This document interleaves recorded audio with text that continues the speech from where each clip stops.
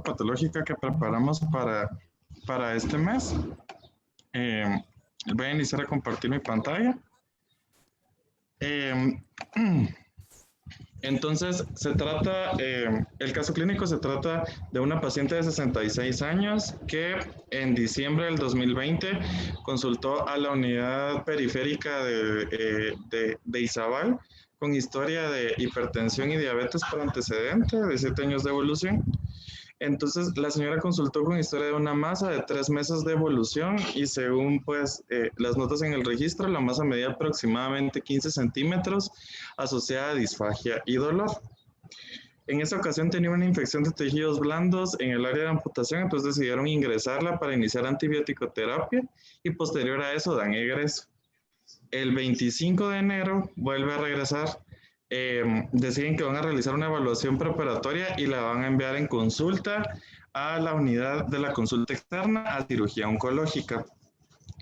El día que llega la consulta externa de cirugía oncológica, que es el 4 de febrero, la paciente con estridor laringio, la masa ocupa todo el cuello, la masa está pétrea y fija, por lo que deciden derivarla de emergencia al hospital para realizar una traqueostomía.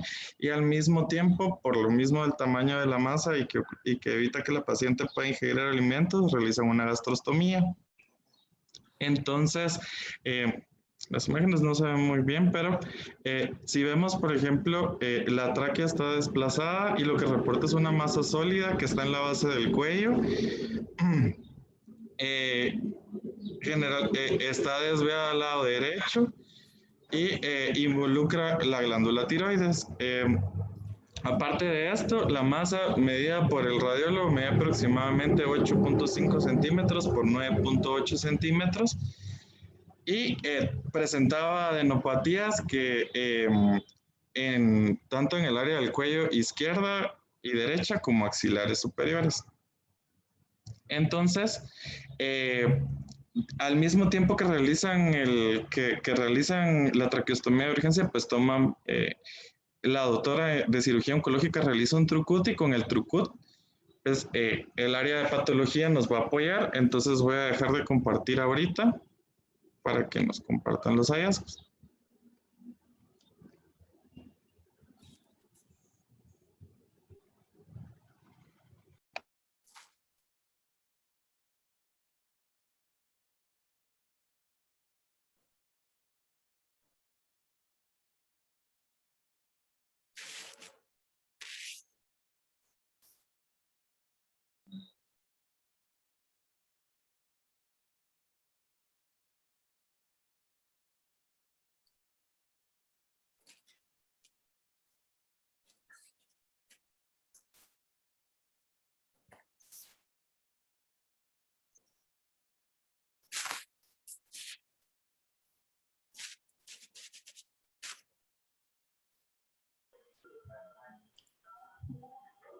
Bueno, buenas noches, ahora sí. ¿Todos miran la pantalla? Sí. Bueno, la patología corresponde a la patología 2021, la 1168. Recibimos cuello, sin embargo no tenemos el lado referido. Como descripción macroscópica del tejido recibido, recibimos 5 fragmentos de tejido blancos, blandos y filiformes, de 1.2 por 0.1 por 0.1 centímetro cada uno de ellos, y se sometió todo el tejido a estudio.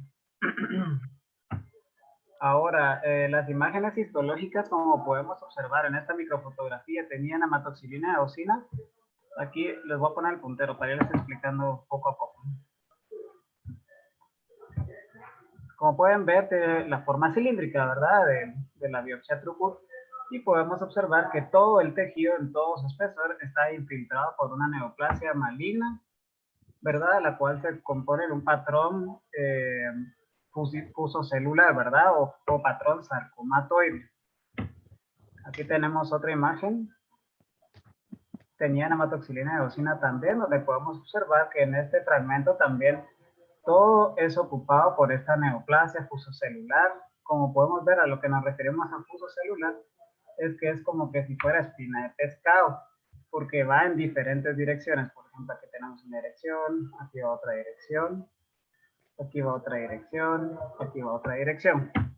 A mayor acercamiento, estas células neoplásicas se componen por núcleos hipercromáticos donde el nucleolo no es evidente, como en otros tumores. También el citoplasma es escaso en comparación al núcleo y también los tamaños nucleares, como podemos observar, van a estar variando en todas sus células.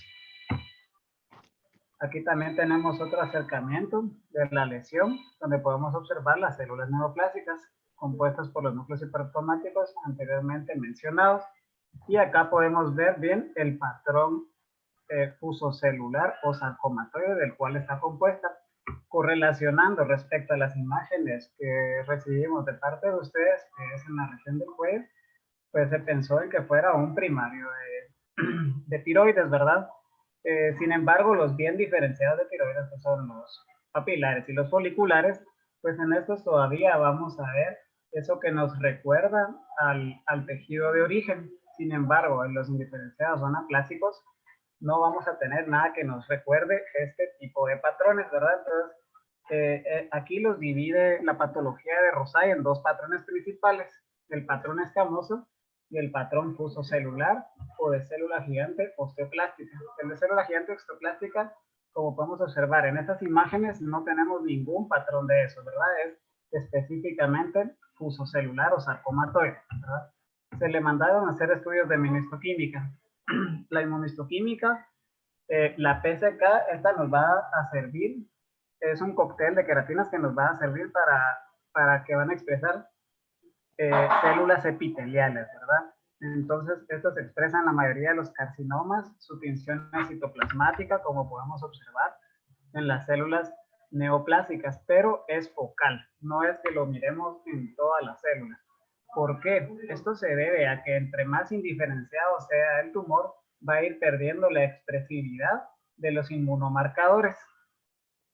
Ahora vamos a pasar al inmunomarcador del PAX8. El PAX8 es positivo entre el 50 y entre el 30 y 50% de los carcinomas anaplásicos del tiroides.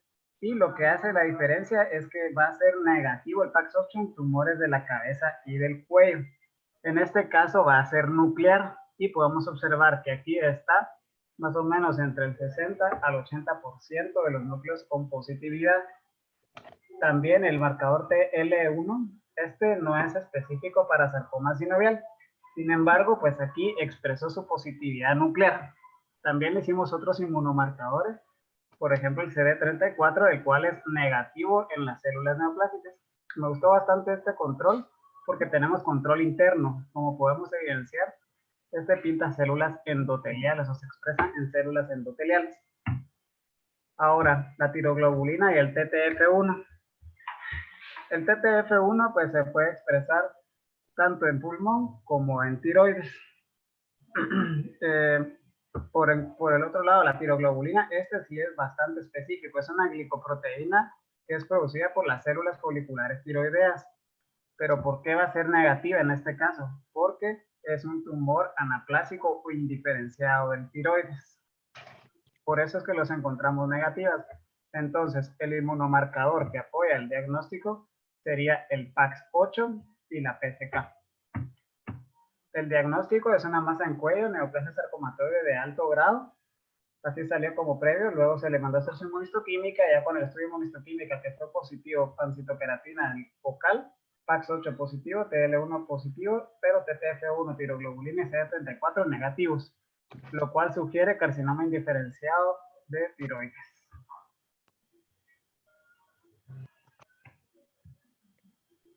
Doctor Ricardo, muy buenas tardes. Noches. ¿Podríamos regresar a donde se mira el TTF1, por favor?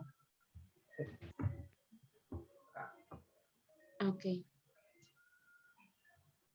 Sí, como se puede dar cuenta, aquí es negativo. Las células tumorales son las que estamos observando aquí. Lo que mira usted cafecito aquí es un poco manchado la inmunistoquímica, ¿verdad? Que no debe de ser mal interpretado. Okay. El TTF1 es nuclear y si se da cuenta, aquí está pintando un poquito el citoplasma, ¿verdad? Entonces solo es atrapamiento, ¿verdad? Porque como no es una inmunistoquímica manual, pues todavía hay un poco de errores a la hora de lavar el complejo, ¿verdad? Ok, muchísimas gracias, doctor. De nada, pues.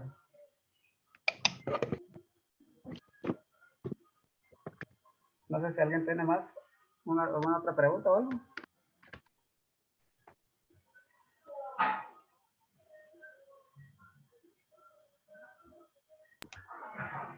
No, doctor, si quiere que continúe Mario.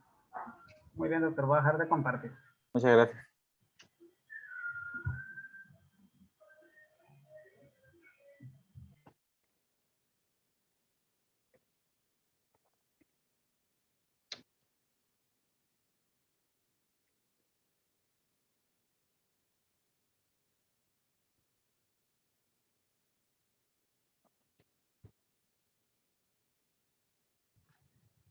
Bueno, entonces, posterior al apoyo de patología, se clasifica como un cáncer anaplásico de tiroides con un estadio 4B.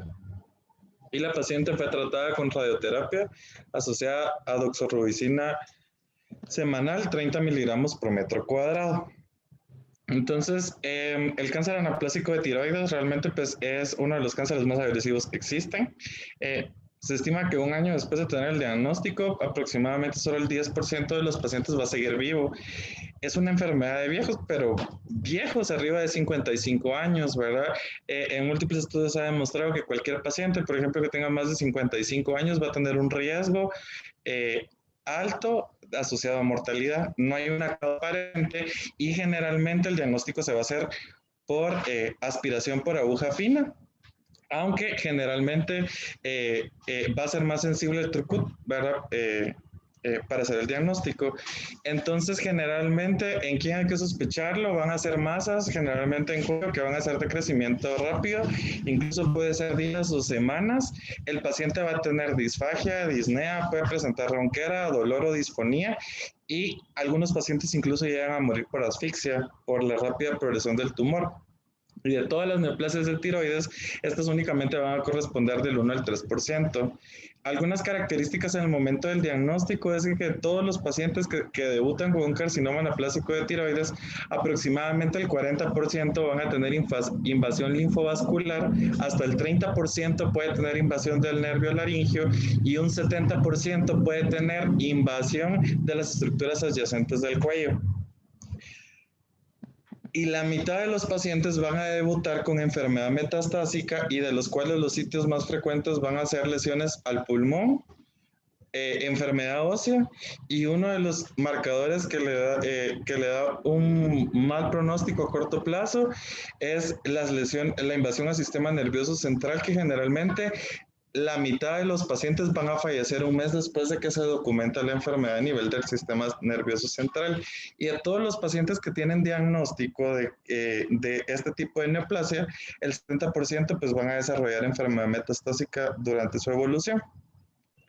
Realmente, pues hay varias teorías, ¿verdad? Una es que finalmente el carcinoma anaplásico de tiroides, y por lo mismo que nos explicaba el doctor en la diferenciación, va a perder todas las características benignas del tejido normal de las células que componen el tejido tiroideo, y algo que se acepta es de que la acumulación de algunas mutaciones, y entre de esas las vías más importantes, tanto en la reparación del genoma como en la estabilidad de la replicación y de poder detener el ciclo celular para componer los errores, es lo que va a llevar finalmente a estas células a mutar a un fenotipo anaplásico de tiroides o a un carcinoma pobremente diferenciado. Y generalmente se va a asociar a mutaciones de TP53 y de TER. Aunque hay algunas otras mutaciones que, como vamos a ver, pues se pueden utilizar en el abordaje, en el arsenal terapéutico, ¿Qué imágenes multimodales? O sea, el abordaje debe ser con imágenes multimodales y alguna de esas es, por ejemplo, sospecharlo con un ultrasonido de cuello. Si se va a planear cirugía, la resonancia magnética ha demostrado que es mucho más sensible. Tomografías para buscar enfermedad a distancia, resonancia magnética o escan óseo para descartar invasión a hueso cuando se sospecha de que hay parámetros clínicos que pueden indicarnos que tengan afectación de cerebro o hígado, el PET-CT. Y finalmente, si consideramos que el paciente es candidato a cirugía, laringoscopía, endoscopía y broncoscopía, por lo que vimos de que el 70% de los pacientes pueden presentar invasión local a todas las estructuras adyacentes en el cuello. Bueno, ¿qué realmente pasa con el carcinoma anaplásico de tiroides? Pues si vemos realmente los datos son sumamente alarmantes y por eso es de que es uno de los tumores más agresivos. Desde 1986 para el 2005, por ejemplo, no ha habido nada nuevo. Vemos que la curva, por ejemplo, de sobrevida global de los pacientes es de 3 meses y tanto la sobrevida libre de enfermedad como la sobrevida global son muy similares por lo agresivo del tumor.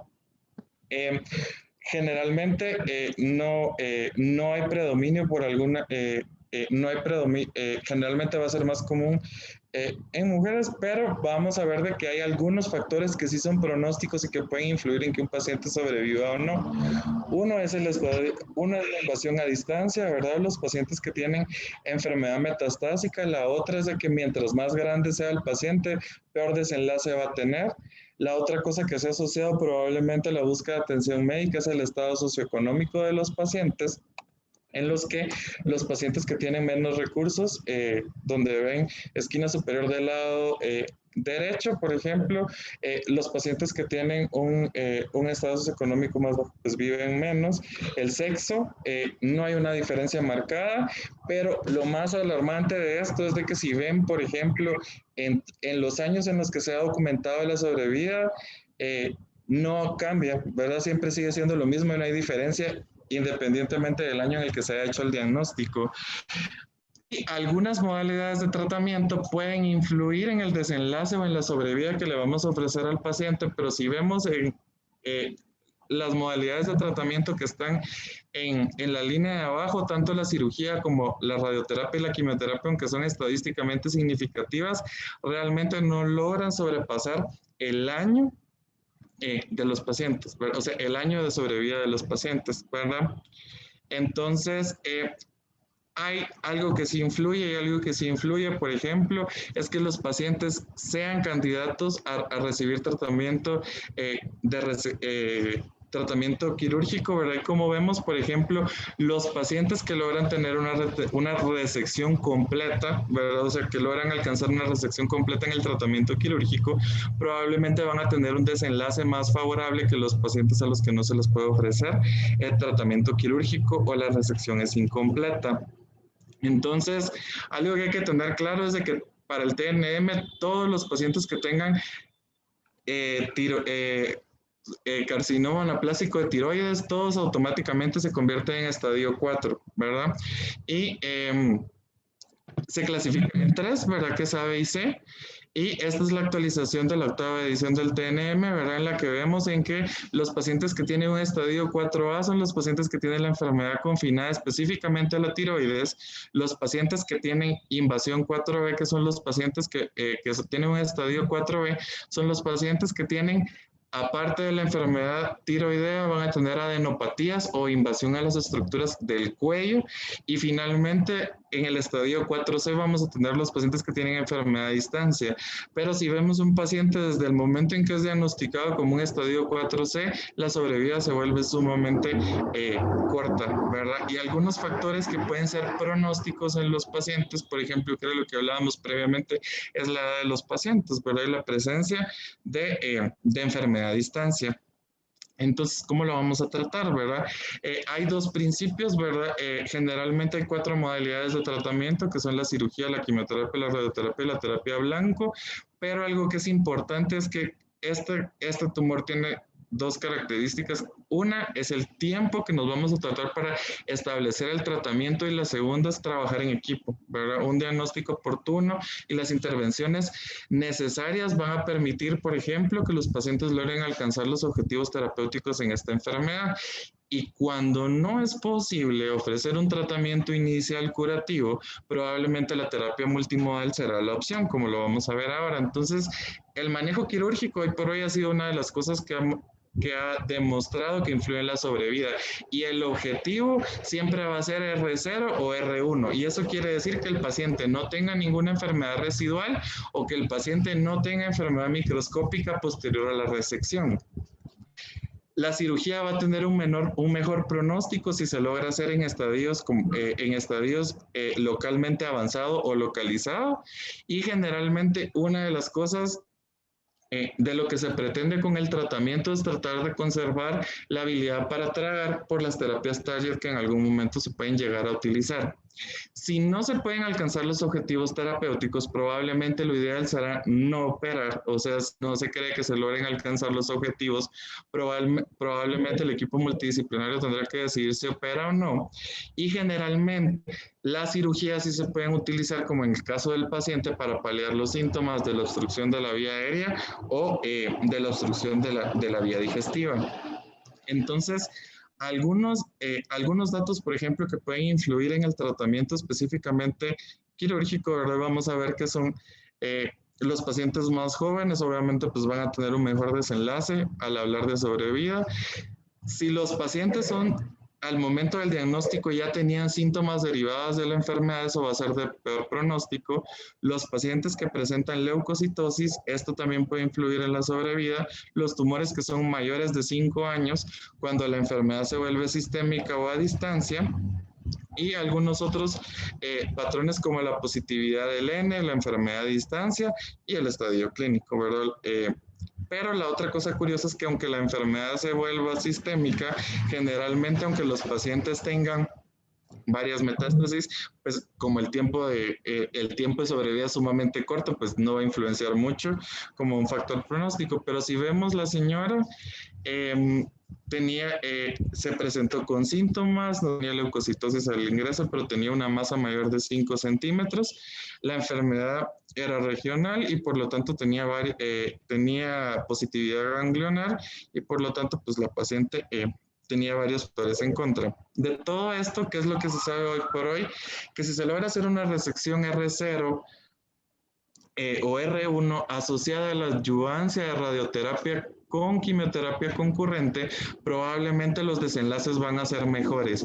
Y en el momento de decidir utilizar este tipo de terapia, probablemente la radioterapia a dosis altas sea la mejor opción para lograr alcanzar algún efecto sobre la sobrevida, pero al hablar de ese algún efecto de la sobrevida, si vemos, igual ronda el año, ¿verdad? Los pacientes que por algún momento no se decide iniciar ningún tratamiento, ya sea en el retraso diagnóstico o en la decisión del equipo multidisciplinario para decidir la terapia, muy probablemente van a ser los que tengan peor sobrevida, ¿verdad? Y es una secuencia de tratamientos o es la combinación lo que hace la diferencia o una resección R0, R1, ¿verdad? Como opciones y no las terapias modales, como vemos el pobre pronóstico que le aporta, por ejemplo, la quimioterapia como un solo brazo. Estas cirugías generalmente van a ser cirugías sumamente agresivas, pero el objetivo es de que si se logra el objetivo de hacer la resección completa, como vemos secuencialmente, por ejemplo, los pacientes pueden ir a resección parcial de la tráquea, los pacientes pueden tener incluso laringectomía durante el procedimiento o incluso resecciones vasculares que van a permitir que finalmente los pacientes alcancen este objetivo terapéutico en la cirugía y eso es lo que va a influir, ¿verdad? Generalmente, conforme va avanzando el estadio, probablemente dar el tratamiento curativo sea cada vez menos probable y generalmente en estadios sistémicos, en estadios avanzados de la enfermedad, tampoco hay que descartar que en algún momento, por ejemplo, la metastasectomía o la eliminación del tumor a distancia, por ejemplo, puede ser una opción. Entonces, por ejemplo, ¿qué es lo esencial? Si vemos, estas son curvas de sobrevida de este mismo estudio, que es un estudio coreano que es el más grande, que es el que tiene más pacientes, que fueron más de 200 pacientes que fueron aleatorizados para recibir terapia. Si vemos, uno de los pilares del tratamiento, al decir CR, es la cirugía, ¿verdad? Y la asociación de la cirugía a radioterapia concomitante con quimioterapia, como vemos en la gráfica que dice A, en todos los grupos va a ser uno de los factores pronósticos que pueda influir en la sobrevida de los pacientes. Pero si vamos progresando, por ejemplo, en la enfermedad avanzada, en el estadio 4C, vemos que probablemente terapias más agresivas como la resección no puede, probablemente por la cantidad de pacientes, pues no todos puedan ser candidatos a algunas otras opciones, como por ejemplo, la cirugía asociada únicamente a quimioterapia va a disminuir pues, los efectos y no va a tener mayor efecto sobre la sobrevida global, pero de esto lo importante es de que la terapia secuencial o combinada es lo que pues va a dar una leve mejoría en la sobrevida de los pacientes. Entonces, con respecto a la cirugía, pues ya quedamos entonces que los pacientes tienen que tener siempre se debe buscar un abordaje R1 o R0, que es lo que va a influir, ¿verdad? La otra es la radioterapia. La radioterapia se debe iniciar lo más pronto posible, tratando de eliminar la enfermedad microscópica y tratar de que sea lo más pronto posible, esperar 10 días posterior a la cirugía para iniciar la terapia. Se debe dar tanto en las resecciones incompletas como en las resecciones completas de los pacientes y generalmente las dosis más altas van a tener algún efecto sobre la sobrevida, aunque la enfermedad sea irresecable cuando hablemos de más de 40 grays. Y hueso y cerebro son dos de las lesiones target que se pueden radiar.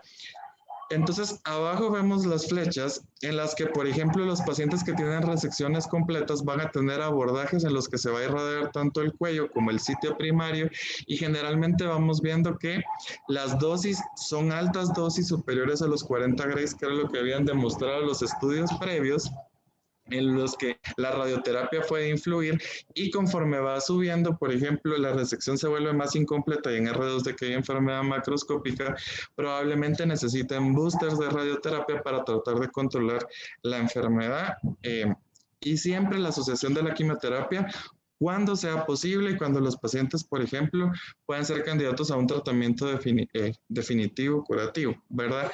La paliación, por ejemplo, como vamos a ver, la paliación se puede dar, ¿verdad? Y generalmente entre menos agresiva sea la radiación paliativa para el control de los síntomas, peor va a ser la sobrevida, pero de esto va a depender mucho el estado funcional del paciente y lo que pueda tolerar de la toxicidad, y tanto el sistema nervioso central como el hueso pueden ser radiados para control de síntomas. Ahora, de la radioterapia tal vez quería traer únicamente este estudio a colación, y es que si vemos, este es un análisis univariado como multivariado que influye tanto en la sobrevida global de los pacientes como en la sobrevida libre de progresión. Y algo que llama la atención, por ejemplo, en el análisis univariado sobre la sobrevida, es que el estadio es uno de los factores pronósticos más importantes en el análisis multivariado que puede influir en la sobrevida, y la otra es la cirugía. Pero al analizar todas las variables, la combinación de la radioterapia asociada a la cirugía y el pronóstico probablemente sea lo que finalmente va a llevar a un cambio sobre la sobrevida de los pacientes con esta enfermedad. Y sobre la sobrevida, y lo mismo pasa con la sobrevida libre de progresión. Entonces, las recomendaciones, bueno,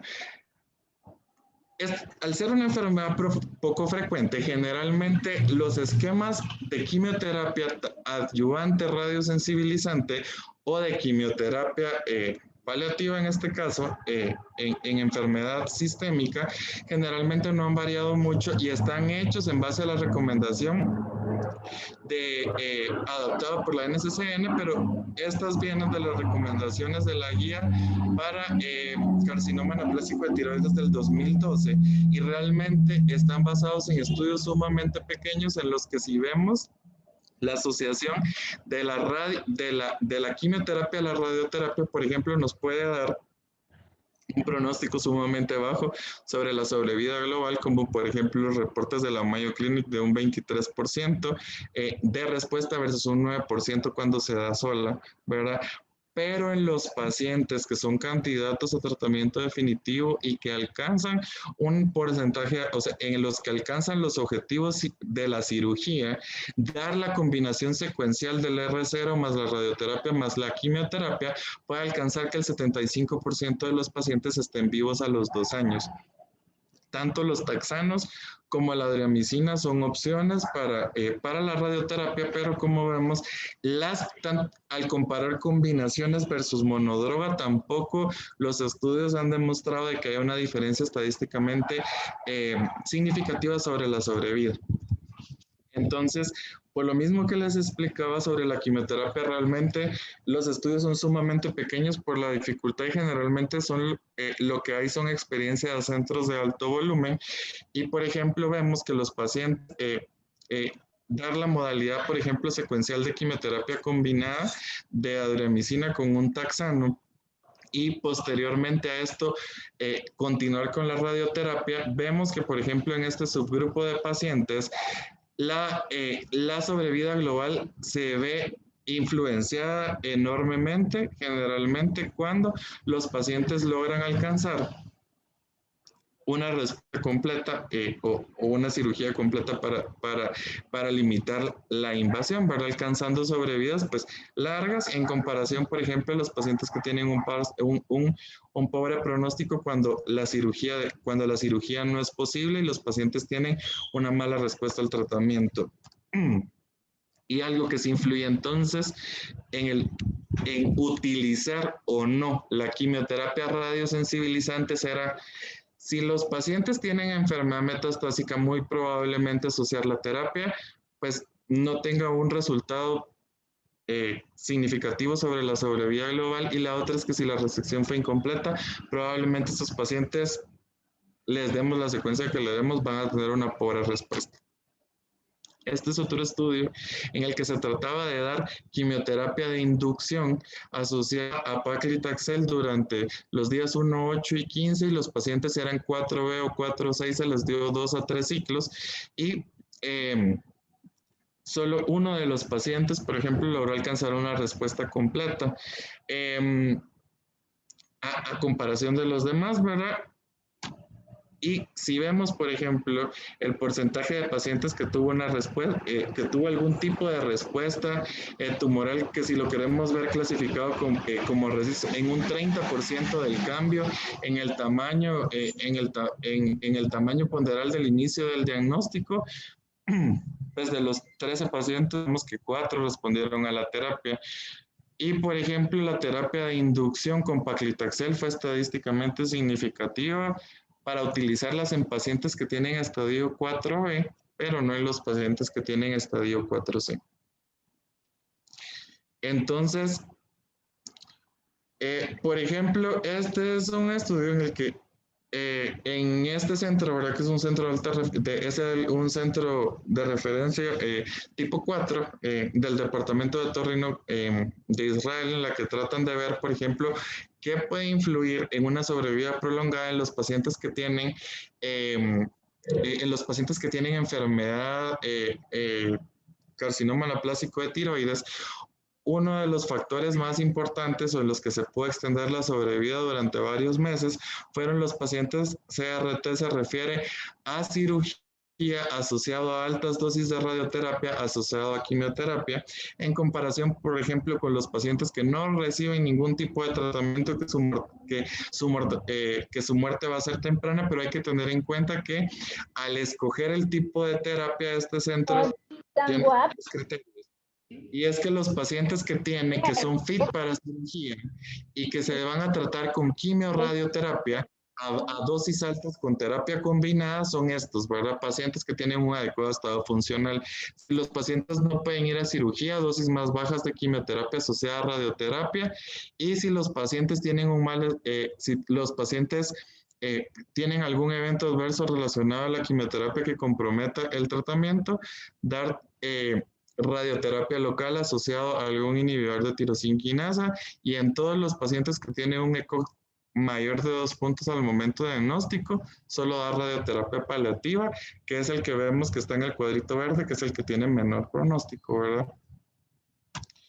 Entonces, ¿cuáles son las recomendaciones? Por ejemplo, de esto hemos venido discutiendo, por ejemplo, desde el inicio y diferenciar, por ejemplo, llegar al diagnóstico de carcinoma anaplásico de tiroides por inmunistoquímica lo más pronto posible, diferenciándolo generalmente pues, del carcinoma medular de tiroides, del linfoma y del escamoso de cabeza y cuello, que generalmente van a ser los más importantes, hacer un adecuado estadiaje, porque lo que nos va a servir es para saber si el paciente puede ir a una enfermedad, si el paciente puede ir a...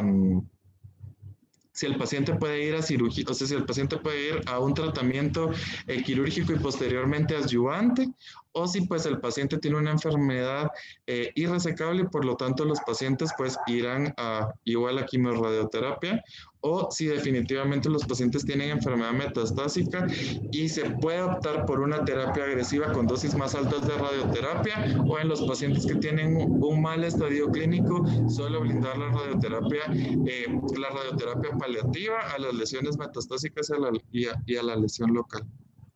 Entonces, ahora, realmente, pues como vimos en todos los años, pues generalmente no ha habido un cambio significativo, pero una de las recomendaciones importantes es buscar ciertas mutaciones en las que se puede incidir en el tratamiento. Y uno de estos, por ejemplo, son los pacientes que tienen mutaciones BRAF, B600 para el uso de dabrafenib asociado a trametinib, en el cual, por ejemplo, pues hubo cierta tasa de respuesta y esta tasa extiende incluso los 50 meses en algunos pacientes, pero no hay que perder de vista que el grupo de los pacientes que tuvieron enfermedad, que este fue un estudio en el cual se tomaron en cuenta varios pacientes que tenían distintos tipos de enfermedad tiroidea, el porcentaje de pacientes que tenían específicamente enfermedad anaplásica de tiroides, específicamente anaplásico eran 3, ¿verdad? Entonces, la otra son genes de fusión que van a acelerar la agresividad de los tumores, y en el otro, por ejemplo, los que tienen las mutaciones positivos para genes de fusión TRK, con el uso de larotrectinib, por ejemplo, vemos que se pueden lograr respuestas sostenidas y que estas incluso se pueden mantener durante el tiempo, pero para este también solo un paciente tenía carcinoma anaplásico de tiroides en el que se documentaron los genes de fusión. Y entrectinib en los pacientes en los que igual tienen mutaciones, mutaciones del gen de fusión, también, por ejemplo, pues han demostrado que posterior a las líneas recurrentes de tratamiento, dar terapia molecular en algún momento puede lograr sobrevidas largas, por ejemplo, en estos pacientes en los que no hay otra opción terapéutica y que no son candidatos para lo demás, ¿verdad? Entonces, dentro de la guía de la NCCN, pues están contempladas estas terapias target, si se logra documentar una mutación, y estudios más pequeños, como por ejemplo, el uso de inmunoterapia, en los que se puede llegar a obtener incluso sobrevidas libres de progresión de 4 meses en enfermedad inoperable metastásica y una sobrevida global extendida con tratamiento en secuenciación, pero si vemos, solo 5 pacientes tenían enfermedad tiroidea, ¿verdad? Entonces, como conclusiones, por ejemplo, del manejo del carcinoma anaplásico de tiroides, lo primero es que el manejo siempre debe ser multidisciplinario y lo que hay que tratar es de ganar tiempo para que podamos ofrecer una mejor sobrevida y una sobrevida libre de progresión. Y aunque estas terapias target, como los inhibidores de tirosina quinasa, y la terapia dirigida a mutaciones específicas o la inmunoterapia son una opción, por lo mismo de que sea terapia dirigida a las mutaciones tumorales, pues no hay estudios que sean específicamente que lo puedan hablar como una categoría 1. Aunque, por ejemplo, en países como Estados Unidos ya está aprobado por la FDA el tratamiento en la última línea, ¿verdad? Y este cartoon, por ejemplo, está tomado de la misma clase, o sea, fue la última diapositiva del simposio del 2019 del carcinoma anaplásico de tiroides y es porque realmente, a pesar de los avances que han sido muy pocos, a la fecha, pues realmente no ha habido una mejora significativa en el pronóstico de los pacientes con esta enfermedad. Y pues, no sé si tienen alguna duda o algo que quieran que discutamos. ¿Alguna duda para el doctor Mario? No sé si para el público en general, o doctor Castro, doctora Domínguez, o doctoras patólogos.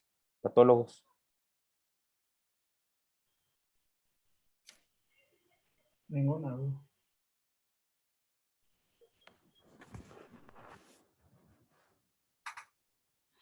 Mario, ¿podrías colocar la diapositiva donde donde estaba el Kaplan y Meyer, donde estaba dividida de 4A y 4C?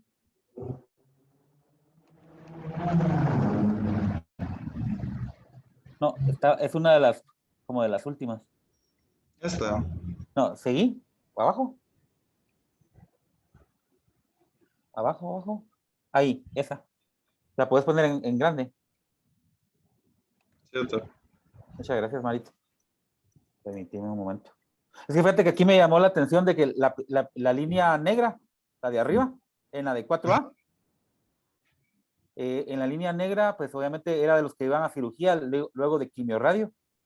Y la línea punteada, que es la que está abajo de la línea negra, que para mí no tiene diferencia estadísticamente significativa, son los que van a radioterapia o quimiorradio. Entonces, no sé si podrías mencionar algo al respecto, porque según tu curva de Kaplan y Meyer, no hay diferencia en operarlos o solo darles de entrada a quimiorradio. Según esa gráfica, pues. Pero o sea, lo que pasa es de que generalmente en los pacientes, o sea, en los pacientes que son estadios 4C, aquí lo que estamos hablando solo de la 4C, ¿verdad? No, estamos hablando de la 4A, de la de arriba. Ah, en la FURA, bueno, O sea, lo que pasa es en la 4A, donde dice 4A, que sería en la 4A, donde está el cuadrito de 4A. Sí, bueno, lo que pasa es que en la terapia 4A lo que está tratando de ejemplificar es que en los 3 brazos, que es el estadio en la que la enfermedad está localizada, estos 3 brazos que están ejemplificados acá tuvieron tratamiento quirúrgico, ¿verdad? Entonces, realmente, de todas las modalidades de tratamiento, la que más resalta, por ejemplo, para el tratamiento es una resección completa, ¿verdad?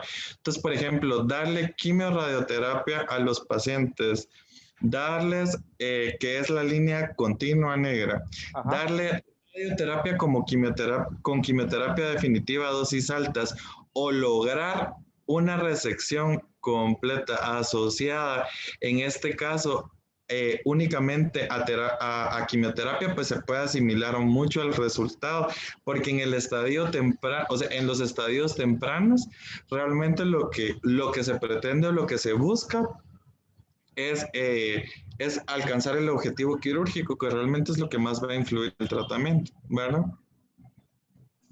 Okay. Pero yo no sé si estoy mal.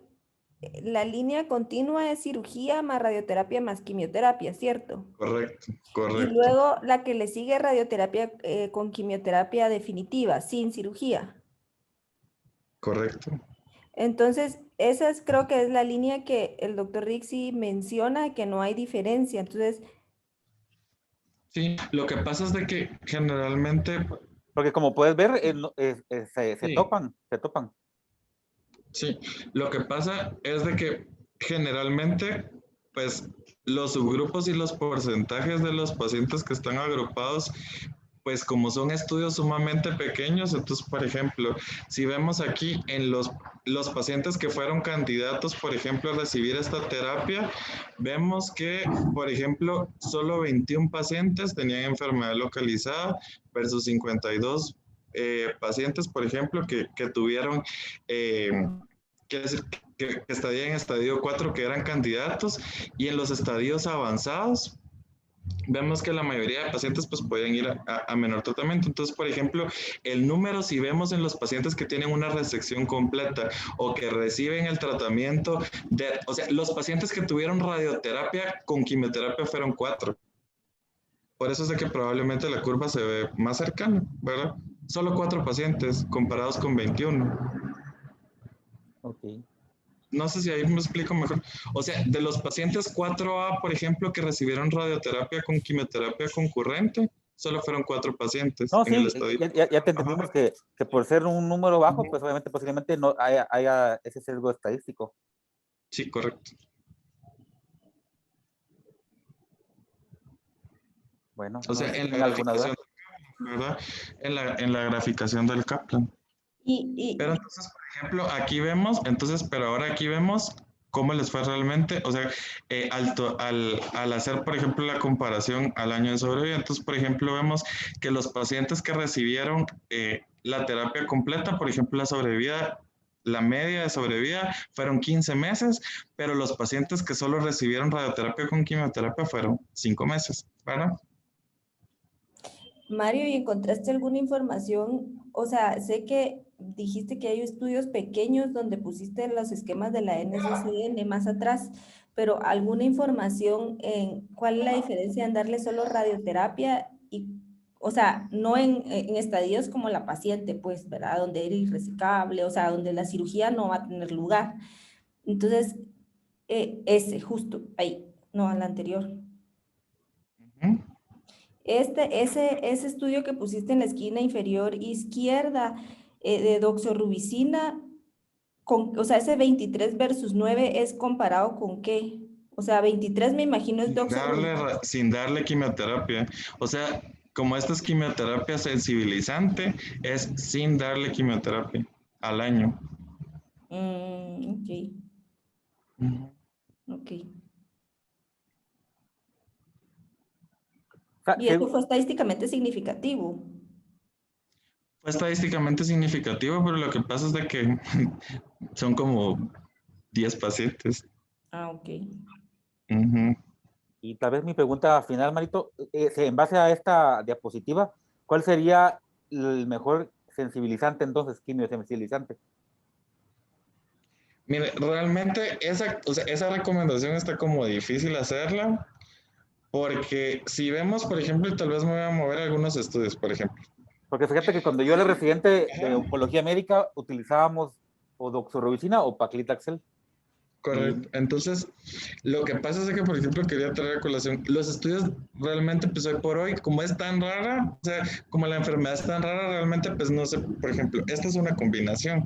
Y si vemos, por ejemplo, las combinaciones, hay pacientes que alcanzan una sobrevida muy alta y hay pacientes que alcanzan una sobrevida muy baja en la combinación. Si vemos, por ejemplo, el uso de paclitaxel como monodroga, por ejemplo, vemos que un paciente alcanzó una respuesta completa nada más con la terapia de inducción. Realmente hoy por hoy, incluso la misma guía, o sea, por ejemplo, la misma guía, esto está avalado en una guía del 2012 y hoy por hoy el resto de experiencia de todos los centros, o sea, de los estudios que se han publicado, por ejemplo, los que un centro de alto volumen reporta cómo le fue, no hacen una diferencia. O sea, usan taxanos o pueden usar taxanos o pueden usar doxorubicina y realmente pues no hay una recomendación de, por ejemplo, de que uno sea así como superior a otro, ok. sino que utilizarlo, ¿verdad? No sé si me escuchan ahí. Sí. Sí. Sí, sí, claro.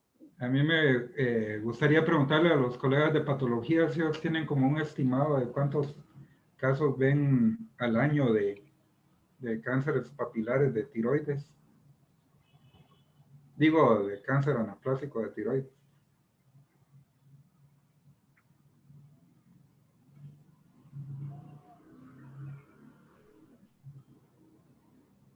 Pues este es bueno, llevo 4 años y creo que solo se han diagnosticado 2. Y lo cual es muy buena noticia para lo que podemos hacer por estos pacientes que regularmente llegan en etapas avanzadas, con masas duras, poco móviles, que en la tomografía se ve infiltrando la tráquea. Pues lo más probable es que se trate de un tumor de tiroides y tal como dice el libro, de 6 a 8 semanas y fallecen, ¿verdad? Muchas veces sin metástasis y se lo lleva rapidito, ¿verdad? De ahí más bien es tratar de entrarle con todo al paciente, pero los resultados no son muy alentadores, desafortunadamente. Pero fue una buena revisión, te felicito, Mario. Eso era. Yo también quería agregar al comentario del doctor Castro. Sí, Mario, muy buena revisión. Tal vez para Pedro que le toque la siguiente, que es a final de mes, para que la tome como referencia.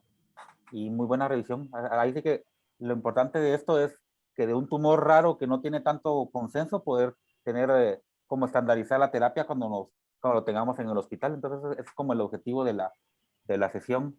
Y muchas gracias a los patólogos y a todas las personas que colaboraron en esta sesión. Muchas gracias a ustedes por invitarnos. Muchas gracias. Entonces yo creo que finalizamos la sesión. Gracias, Mario.